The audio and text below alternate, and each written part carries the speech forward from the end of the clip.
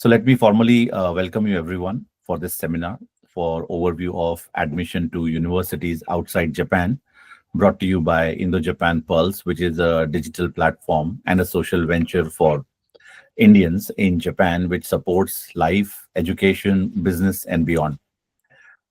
You might ask why this session?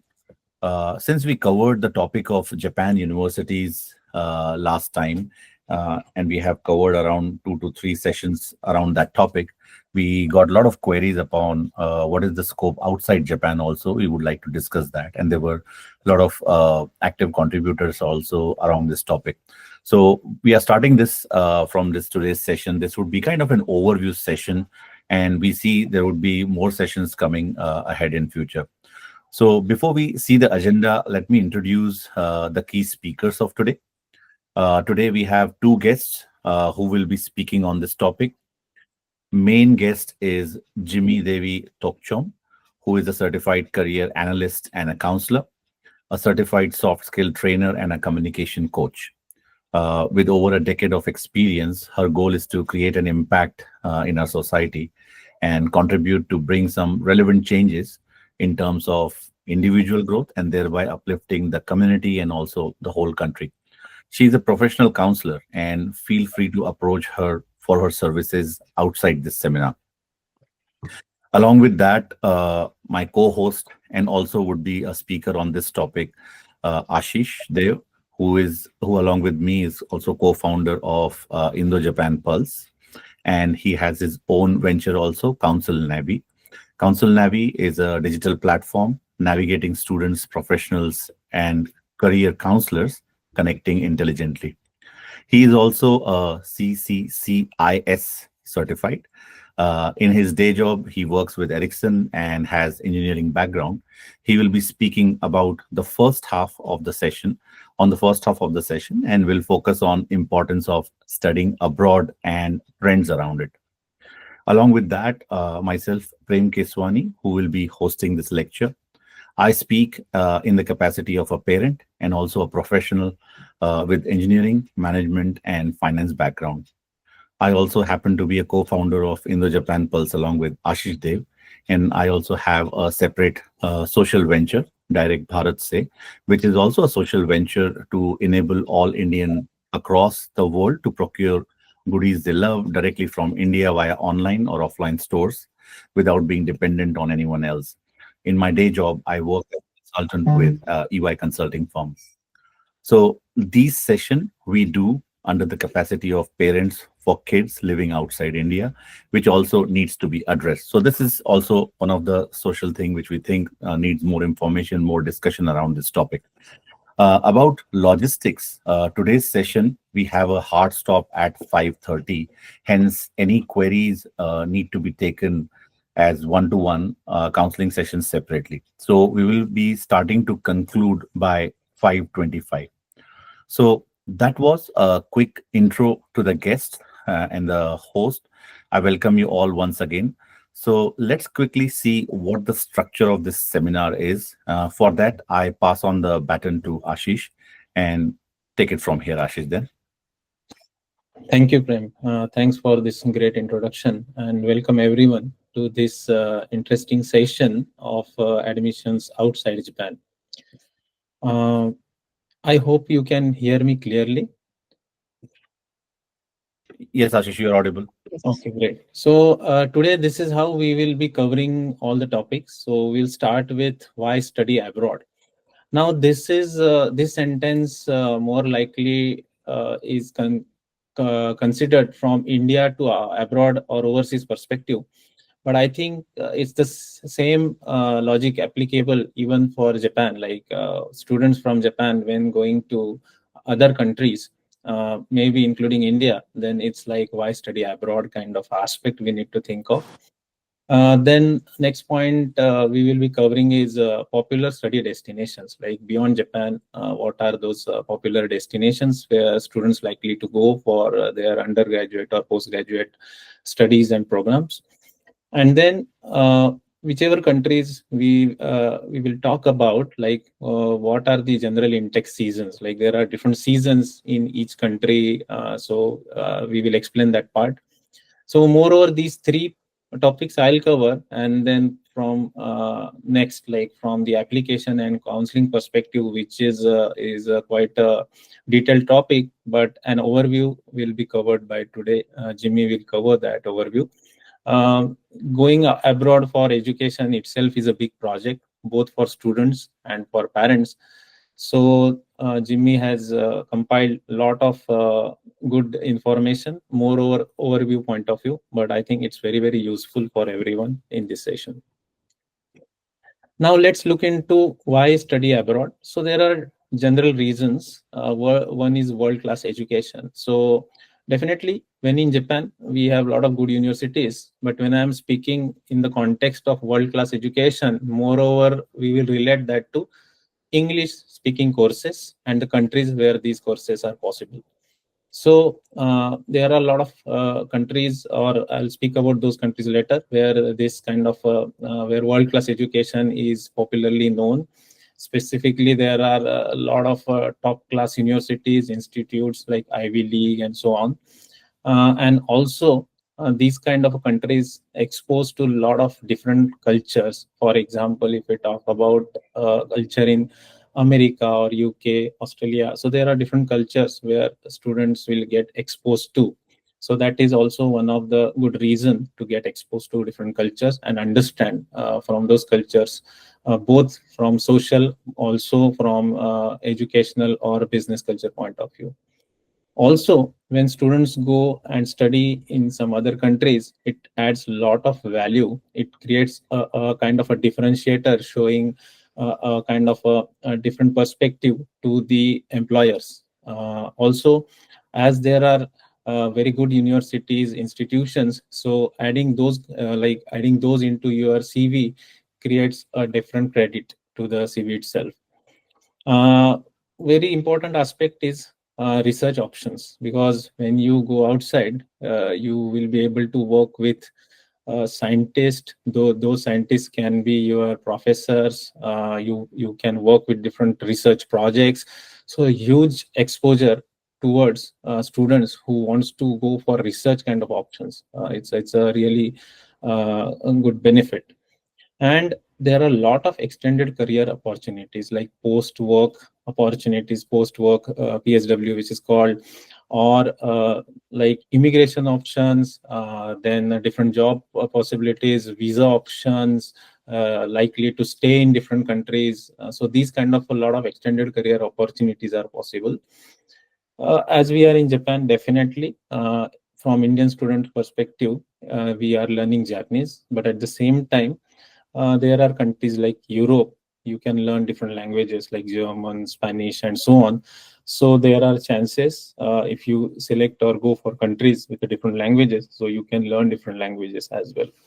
So these are a couple of general reasons.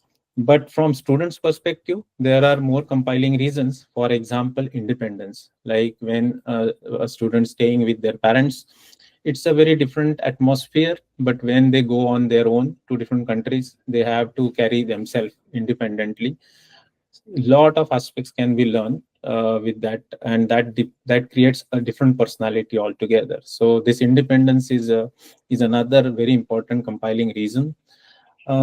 You have to manage yourself, everything, right from who you are talking to, who you are like learning from, who you like buying, procuring, so many things, like staying, changing the locations, traveling different locations in different countries. So you are the owner of your life, and that also adds to the personality development of a student. uh, Post graduation degree from a different country always is taken differently. For example, a student who is in Japan but getting a post graduation degree or graduation degree from a different country will definitely represent differently to the employers, even in Japan or anywhere. So that's another merit. Very good important one aspect that a student can develop is networking, alumni, because these days network is very important. It's not about when you are into college or university or institute making just friends, but after passing, after so many years, you will see whatever network you were part of, has gone to a different level, and then you can definitely encash that network in different ways, in the sense of business or marketing, sales, education. So there are a lot of things, a lot of benefits around this, and it definitely gives chance to work in abroad company. And certainly when you are going abroad, you are studying in different countries, it impacts your people skills in a positive sense. So it can improve certainly your people skills.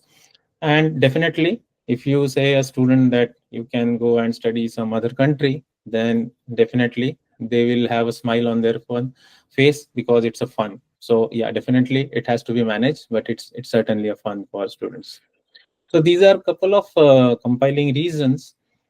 And if I have to talk about popular study destinations, then this is from the Indian students going abroad point of view. Because honestly, we don't have any data from Japan to how many students gone to which country kind of. So it is taken from the Indian perspective. So in 2019, almost 1 million students went abroad in different countries. Then due to COVID, it went down. But again, it started shooting up, and now it's like expected to have almost 2 million students, Indian students, studying in different countries. And if you see overall how much expense it could be, then it's like 70 billion, which is huge. So if you look from the 2 million point of view, almost $35 per student is spent. So it's quite a financial kind of a consideration. Also, you need to keep in mind when you think about any other countries other than Japan. Most popular destinations are obviously United States, because that is what we generally hear also. Earlier, it was like a Australia on the second, but now Canada is moving because they want more students. So there are a lot of waivers, lot of fee waivers, lot of scholarships, and all those schemes are also coming up. Third in line is United Kingdom, UK. Fourth is Australia. But then there are different other countries also in line, like Germany, Ireland, Singapore, Russia, even New Zealand. Even students from India are also considering these days Japan and other countries around. So these are popular destinations. And let's talk about intake seasons in various countries. So starting with US, so there are two main intake seasons. Intake means when the student will be joining into that particular institute. So fall is one and spring is one. So it's August and September and January. UK is again fall and spring, but fall it's September, October, and spring, January. Canada is September and January. Australia, there is a little challenge. For example, if a student is in 12th, just went into 12th, then the admission will be in 2026 February. So 1 year has the student has to wait, because their intake is February. So whoever is in right now 12th cannot go in just in February into the any institute in Australia. So need to wait for 1 year. So that is 2026. So they have generally February and July. They have some options like October, but those are very limited.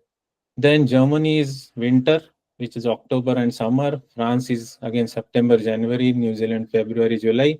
And Netherlands, September, February. So each country, they have their own intake sessions, intake seasons. So I think with this, I'll stop my presentation, but then I'll hand over it to Jimmy. Jimmy, to you now. Right. Thank you so much, Ashish, and good afternoon, everyone. Hello, Prem. That's the first time we are meeting up. Thank you, everyone, for joining in and giving me this privilege to present this small presentation today. I hope this will be little beneficial for you as a parents to think. And if your children is in and around, probably they can also attend, and they can think about what needs to be done next. So as we say that it will be very brief, and I will start with application and counseling. This is just like we as a parent moving to some other place, and for the student, obviously, with their aims and vision and mission in their life. So the first thing the children have to decide is very obviously which country. They may be having a dream country with their dream program, the studies that they want to pursue. So obviously they have to check which country is good for them. So this is a vast list, vast homework they have to do on that, and also the programs. So there could be a subject combination. When I do lots of counseling for international studies, I see that children are interested in some, but they don't have those subject in 10+2 over here. So there are challenges. So we always try to upgrade their skills one or the other way, probably with the certifications and all, so that they can apply for the further studies. So a child have to understand what program they are interested in, what is the program available in that particular university that they are targeting. That's the first course of action, a homework that has to be done.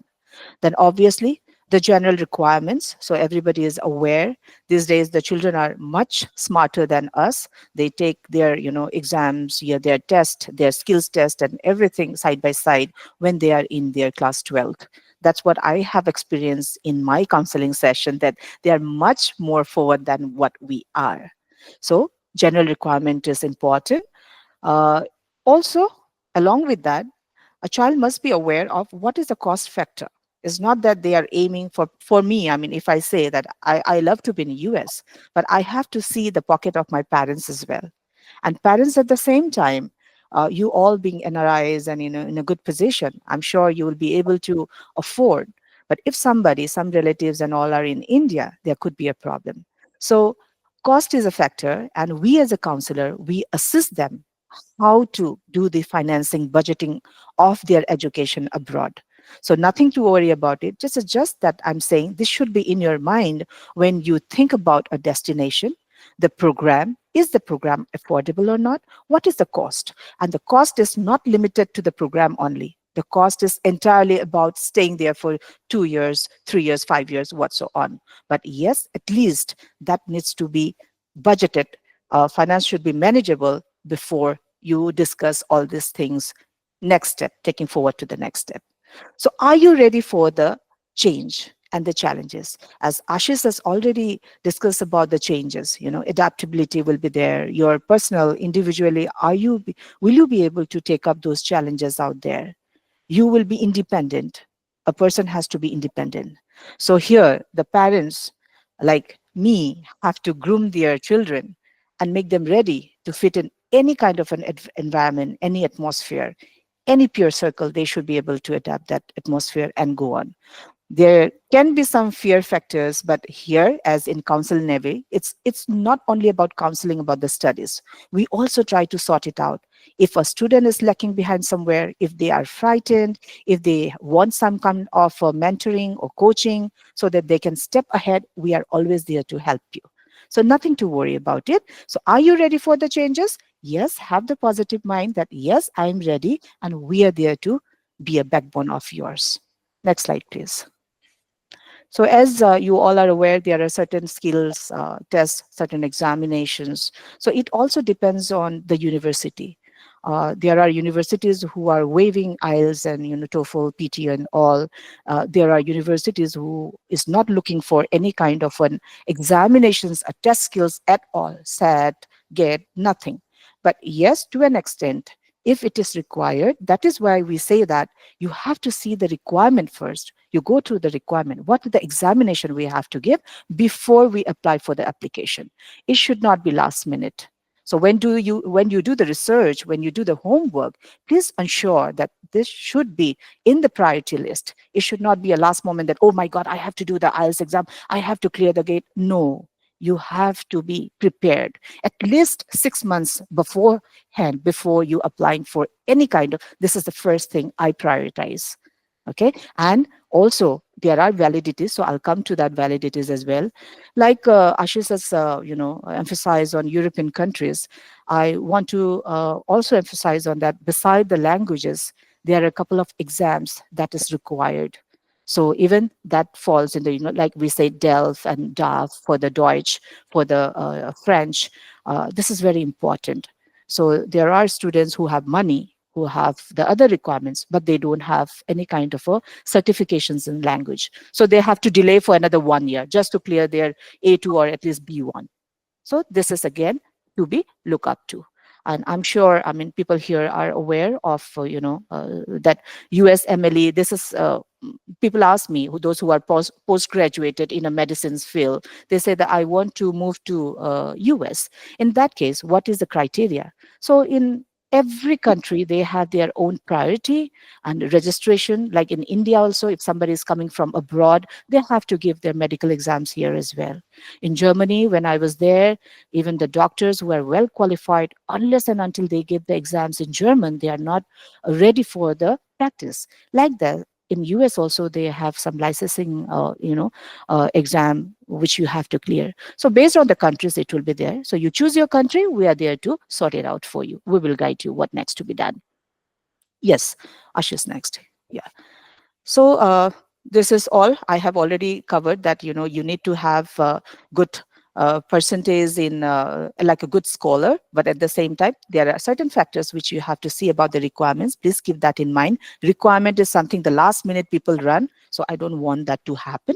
So academic percentage, yes, depending upon the board, if you are IB, IG, or even CBSE, ICSE, what is the minimum requirement? And for us, we do not accept any application below 60 to 65%. There is no point we giving you, just a false commitment that we can do that. No, we are certified and we don't do that. We will only take if you are in a good average mark of 60 to 65%. Then only we are going to take it over. Otherwise, we won't. Skills test, as I say, that different countries have a different test. So there are opportunities where it will be waived off. Then you are in a winning situation. Otherwise, we will guide you which skill test you have to do for which country, which university.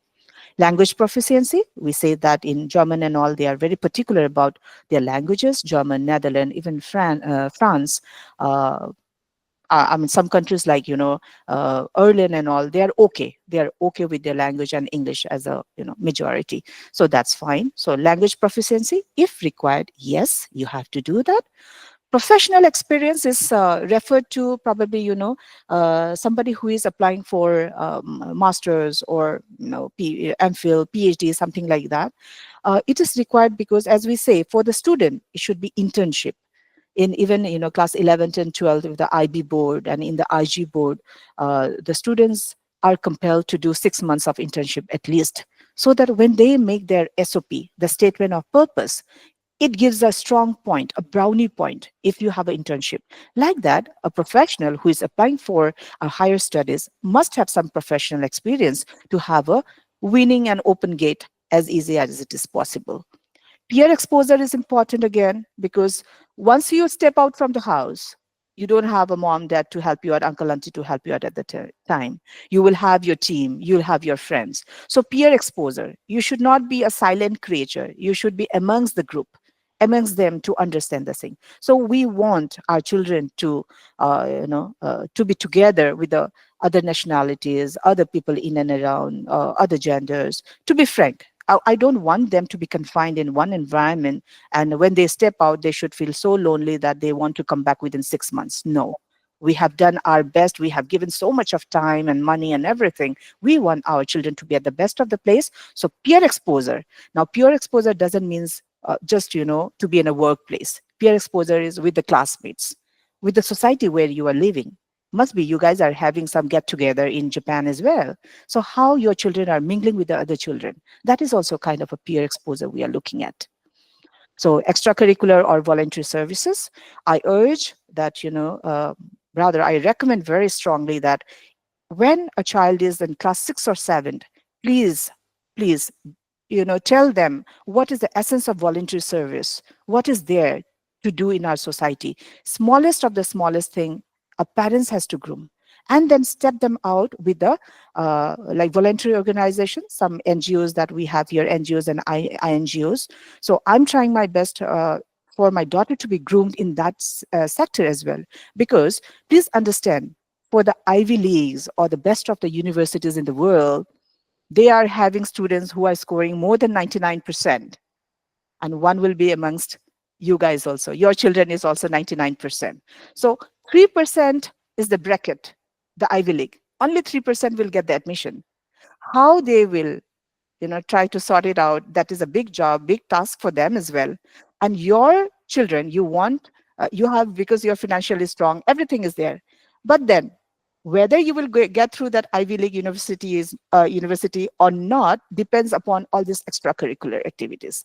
I remember that there was a person who, have taken a break in their academic after 12th, let's say 1 year gap, and he was doing some voluntary services to understand the thing, and that experience has taken him to another level of going to the best of the universities in the world. So from now, if we nurture them from when they are in class 6, 7, if they join any voluntary organization, doing a voluntary services, this is another brownie point, which will have a weight on their SOPs. So this could be one of the biggest factor to get into the best of the universities. So this is what, next slide, please. Yeah. As I mentioned, SOP, so I'm sure most of you know it as a statement of purpose. Rather, it will say that it is my mini autobiography where I'm writing just about me, my interest, and my mission and vision for a student. So here, we always suggest that, it needs to be very strong in the sense that it is not a made-up story. We don't want our child to write a story with, just that once upon a time this is. No, this is about me as in how I have been, what is my interest, what is my strength, what is my weakness. If I know my weakness, have I improved, to overcome that weaknesses? So all these things have to be mentioned. Though people say that, ma'am, why do you want the weakness to be? It's not about weakness. Why are you looking at the weakness as a negative? My question is that, why not that a child has overcome that weakness is a strong point of that child? There are many children who have the weakness. Everyone has a weakness, and somebody just give up and they can't make it through. So here in SOP writing, we always guide them through, like, what are their achievements in their schools, what are the programs they have attended, any reward and recognition, any voluntary services they have done. Smallest of the smallest thing, we try to put it in the statement of purpose. And why I want to apply in that university. Why only that out of thousands of universities? Why there? And that university has to choose me again. Why? From me, why that university? From the university, why me? So in that perspective, we have to write the essay. So we actually guide them through it, and this SOP will give you, the importance of that. It will give you personal insight, whether you have that adaptability or not. Are you capable? That potential is there in the student or not? What is there? As I said, the outstanding factor of the student. Why you? Why, why Rashi? Why Vivek? Why you? That particular noun that I'm using. And of course, communication skills. My dear parents, my dear students, if you're listening to me, you may be excellent in everything. You may be excellent in hard skills. If you don't have soft skills, you are somewhere lacking behind.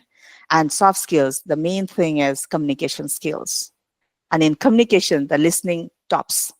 That the number one, the listening skills. So communication skills, when we talk about, go through, there are lots of YouTube videos, there are lots of courses, and we are there, Ashish, Prem, me, we are there to tell you what kind of a communication skills you need to have. Because try to understand, we as an Indian, we are here always, we are brought up in a joint family. Even if not, we are in a nuclear family, but our vacations are with our joint families. Masi ke ghar jana hai, nani, dada, dadi, that's a fun. That's Indian. Like, I just love that. That is something missing outside. So here, communication skills, when you are abroad, probably you are in a nuclear family, very confined, environment. You're not getting too much to talk about. So here you lack in communication skills. So you try to improve that. Communication skills, there are courses, please go through it, because this is also will have one brownie point when you will write SOP. What have you done in communication? Any award, any stage show, any performance, any recognitions. Next, please. So this, as I have explained very briefly in the other, you can understand why it is the strategy and why it is very important to have an effective SOPs. You have to write the stories, but as I said, the stories doesn't mean once upon a time. It is a story about you. Be very specific, very particular about your wins and loss and how you overcome, why that college, why you are interested, what you are good at, what you want to be. So you need to be visionary here, a thoughtful leader as a student. That's what I will emphasize on. You have to essay, you have to write the essay according to your customization. You tailor it. Your mama, your papa will not say.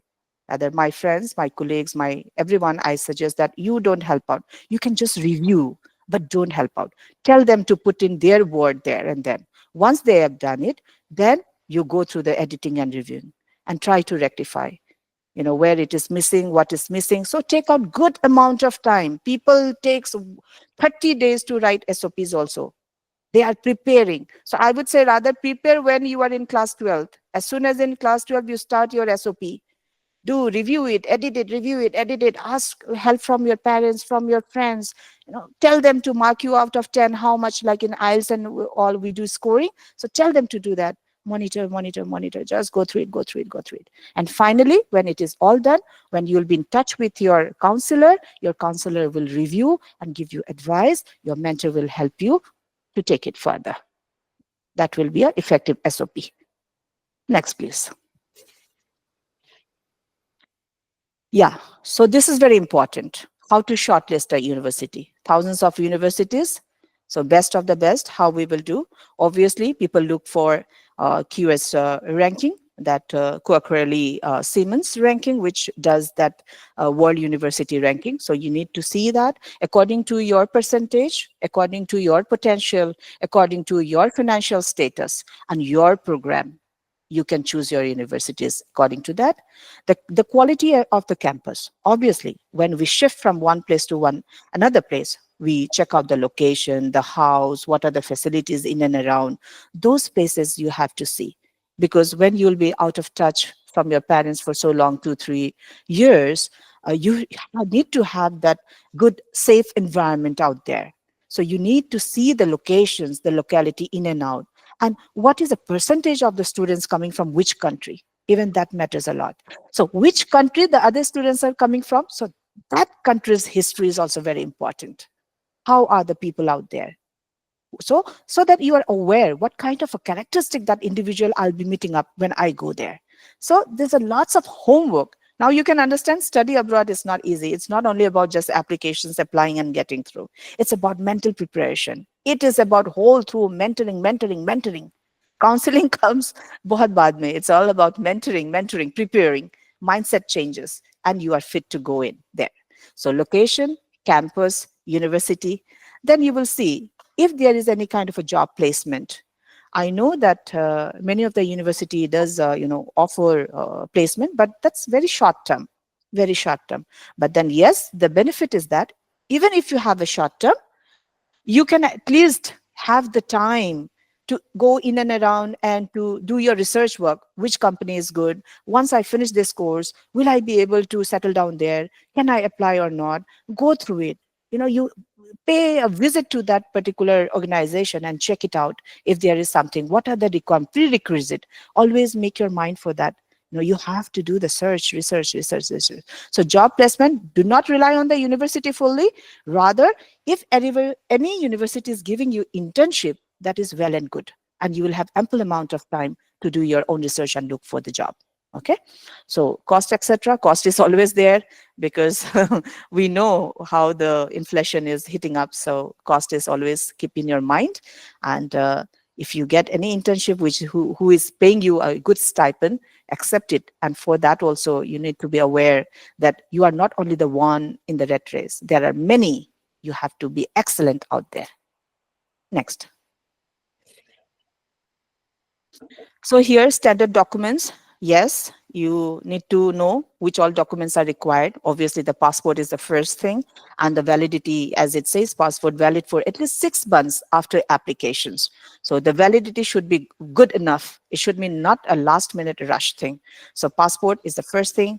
Your academic documents, like your certificate of 10, 12, whatever is required, your the skill sets, the diplomas or any kind of a test that you have given, even those documents as well.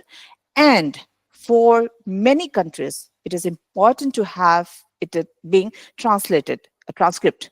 So when in Germany I went, we have to do all this transcription and it took too much of time, I'm telling you. So be prepared. If you are going to some countries which they have a dominancy of their national native language, then it's better to, go through that professional transcript writer who will just convert all these things and help you out. So LORs, just letter of reference.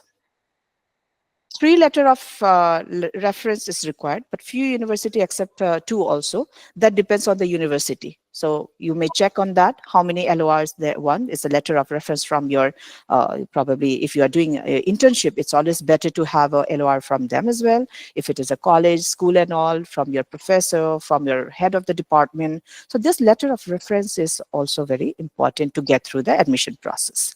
SOP is already there, we have discussed.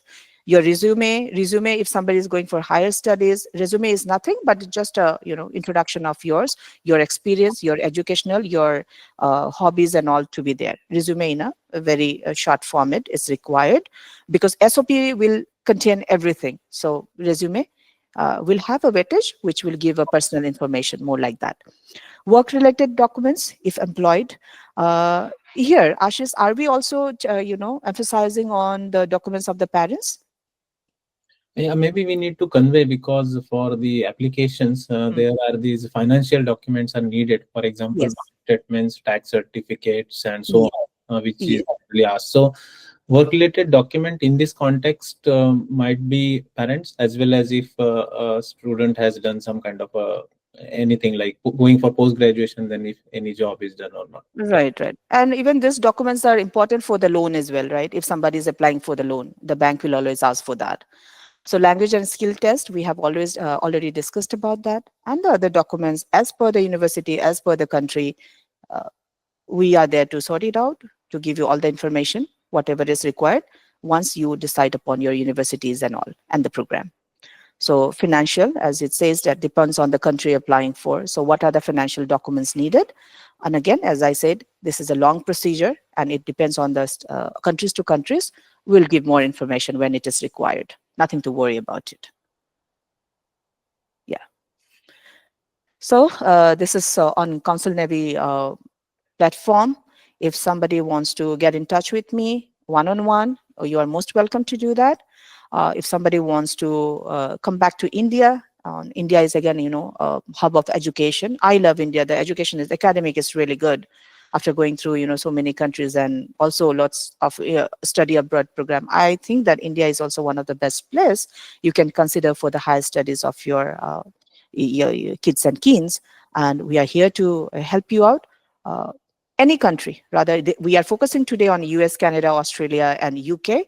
Other than that, also, we have many countries, and that will be on one-on-one. If you want, we will assist you further. Please feel free to get in touch with me, to Ashish and Prem. We are there. We will sort it out. No worries. So that's all from my end. Thank you so much. I'm sure it is a brief, but yes, whatever information at the initial stage is required, I have covered all.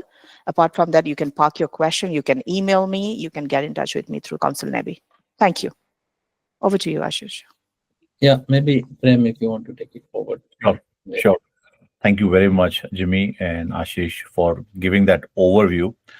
Since we have a few minutes, if there are any comments, feedbacks from the audience, we would love to have it.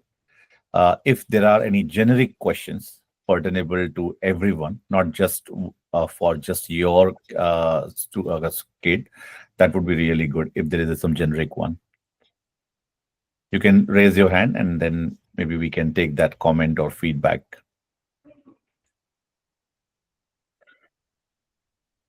If we don't have any questions, maybe I have a query for Jimmy there. Jimmy, you have covered the whole scenario in a wonderful way. Just also wanted to understand trends, like what streams are being opted more by kids when they are applying for overseas courses. If you can just share some thoughts on that one. As far as my knowledge now, apart from all those, conventional, the courses available, nowadays kids are very interested in architecture. This in finance, as you are from finance, this actuarial right? So Yeah. this is again one application that I got. Management, yes, business management. Business management, not exactly. See, here was the challenge which I faced. A person wants to do business management, and the particular subject that she is looking into, that require mathematics, but she did not have mathematics. So what instead of that, something relatable to that? So that was a very big challenge for me to sort it out, which I did. So actuarial was one. Liberal arts, Hmm. there was nothing like arts Yeah. earlier. I So mean, liberal arts, microbiology, organic chemistry. I mean, these are very rare, but people are coming. People are coming. Anything to do with organic things, people are coming. That's what I see. Anything to do with the research, mhm. people are happy to go. And Okay. yes, in management, um, marketing and advertising have a good hands-on. Branding, which you say a branding, they are very much focused with the branding. And of course, there are medical students as well. Medical is a big thing again. Nursing and medical, we have taken up that as well. So mainly liberal. In finance, this actuarial has come up with me. uh, Liberal arts, actuarials, and this architect. Okay. And yeah, so these are new genre, new what the interest that children are having these days. Yeah. Got it. Got it. Thank you very much, Jimmy. We are also getting some questions on the chat. I can see one hand up. I'll start who has posted first here. First one is related to Japan bank education loan process. I would say this is quite a particular question. So we will park it for now. I'll go to the next one that it's regarding volunteering activities that kids shall start. Will you please guide what are the options available and how to approach? In a very brief answer can be fine here, Jimmy. Yes, see, I don't know about the culture in Japan. If you are talking about particularly Japan, then you guys are the good, mentor to guide here. But in India, as I'm based in Bangalore, and it is also a new city for me. I'm trying to connect with the nearby, small NGOs. So I search from the Google, and I try to reach out. So I also ask them, if we can give, 4 to 5 students who can help you. What kind of assistant you want? And like that, we groom our children, what kind of assistance they have to give there. So it could be, small, just making them reading ABCD, primary educations. So our children are good enough to give that education. Got it. So that is also a good start, Got it. I And will, if, yeah, Ashish, please go ahead. Yeah, Ashish. well, I'll just add to that. I think even in Japan, if you talk to your school teachers, they will provide you a lot of options. Like sometimes you can teach junior students when you are in, say, 11th or 12th. Those are the options. Secondly, there are a lot of online internships available for you to connect and go through that. Also, there are a lot of social programs happening around which you can join and conduct.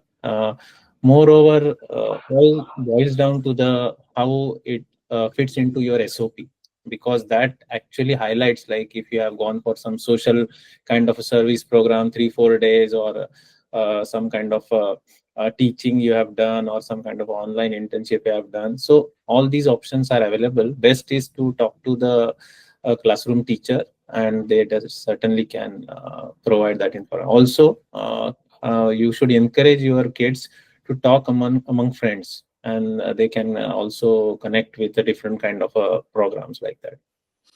Thank So you, Ashish. here only one more thing, along with this voluntary service, to enhance their communication skills also, the society that you are living in, if you have, good amount of senior students, like say 10 students, and a good amount of junior students. So the senior students can, be a good mentor to them in the society itself. They don't have to step out, but you need to have the recordings, the credentials. When you put it in SOP, you need to have the photo shoots, the videos and all, to prove that, yes, we have done that, along with the voluntary services outside your community. That could be also one of the effective way. Yeah. Okay. So, Jimmy, it doesn't have to be necessarily a certificate, but any kind of media which proves that Yeah, we so have done social that. media, yes, it is relevant now. Social media is accepted these days. Yes, yeah. Thank you very much. So we have limited time. I'll just ask first Abhishek and then Hemant, both one by one, raise the question, and then we'll try to address those two questions right away after that one. Abhishek, please go ahead. So thanks, Prem. So Jimmy, I just posted the question in the chat as well. So want to know like what is the scope for archaeology? That's the first part of my question. The second is as you mentioned, like the countries, there are various countries as an option. Of course, like we need to bit on various criteria like the cost and safety and all those things. But India definitely looks to be a very good option. Uh, Having said that, India is very vast, and so would like to know like which universities are good and safe for kids to stay alone in India for architecture.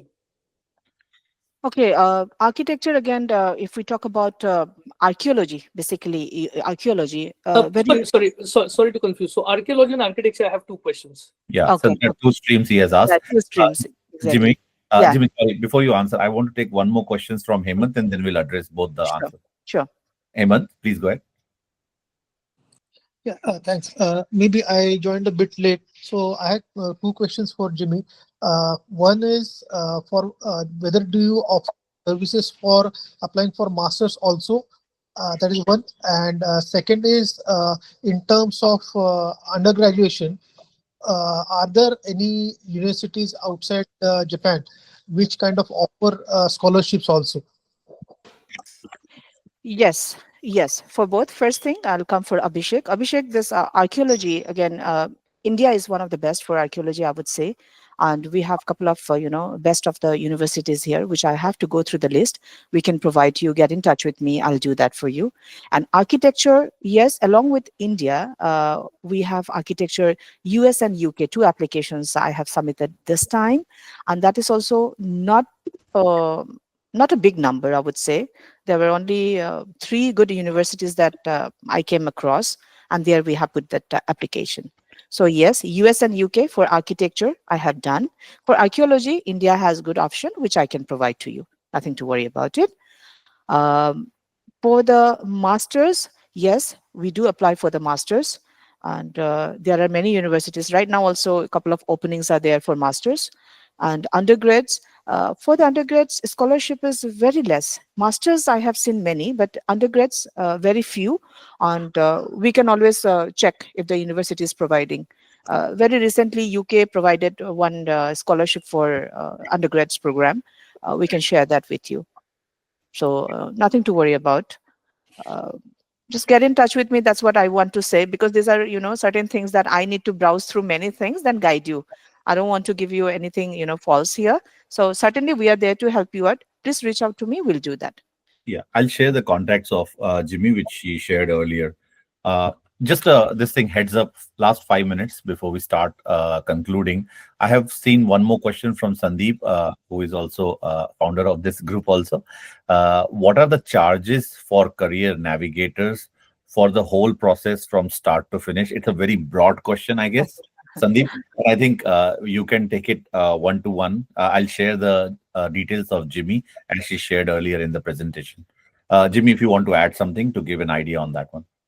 That again depends, it's a very vast, the person, what is the program, what university, how much time will be required, what are the preparation required, so all this. Yeah. But yes, I'm sure this will be much cheaper than what you are paying out there. I'm sure about it. Yeah, that you can rely on us. Yeah. Okay. I want to add one thing here, because I have seen something trend coming up specifically in India, that you don't pay and we will just do it for you, and then in the back, like universities are paying to the counselors. I think you need to understand one thing: nothing is free in this world, and if somebody is offering free, that means there is a background track. I'll tell you very clearly, because I am deep into this now with my I did certification. I spoke to almost more than 150 counselors so far, also spoken with many institute owners.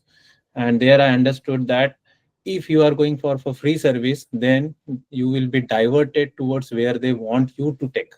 Yeah. Like where they will take you, where they get benefit. So it's not open for your choices or good universities. You might miss a lot just for some free bucks. So just be aware. Be careful. Don't run for free. If someone is charging you, then they are taking a lot of efforts for you and they will guide you. I have seen parents spending a lot of money and getting real good universities. They are not running behind free stuff. So be aware of that. I think this is a good forum I would like to share this message very clearly.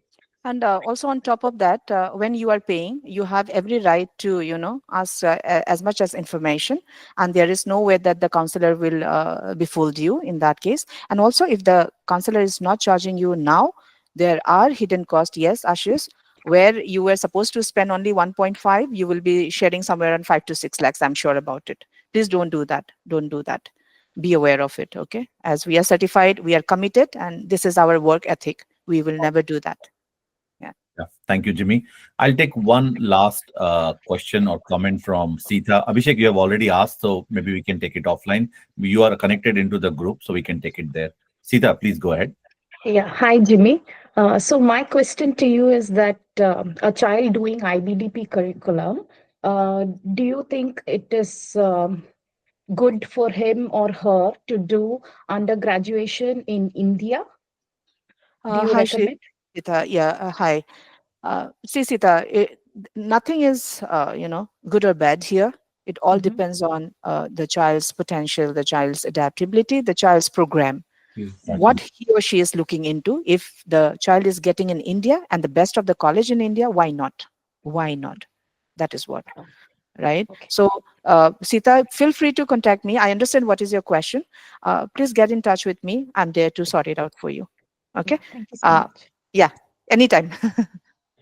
Okay, great. I think we are doing great on the time. So I think let's start concluding this vibrant session. First of all, again, I'll thank Ashish and Jimmy for sharing the insights, which are really useful for the kids when they are really preparing for these admissions. And then I would like to also thank all the participants and people who have really asked this question proactively and kind of started this discussion. So what is our aim of having the discussions on this as a parent is to really get started and start thinking about what we'll really need in terms of when we are applying for admissions for our kids. So continue this discussion in the WhatsApp group for this session which we have made. Also in the main group which is for kids NRI education. Ask those questions, help us out each other. And if you need some professional advice, we are the one of the aim of this session was also that we also have that support system. This is one of the forum where we got the experts which are focusing in the admissions outside of Japan. But there are other experts also. We will continue this discussion. We will also talk and bring more discussion when we have parents' views also on this, as we have done for Japan universities.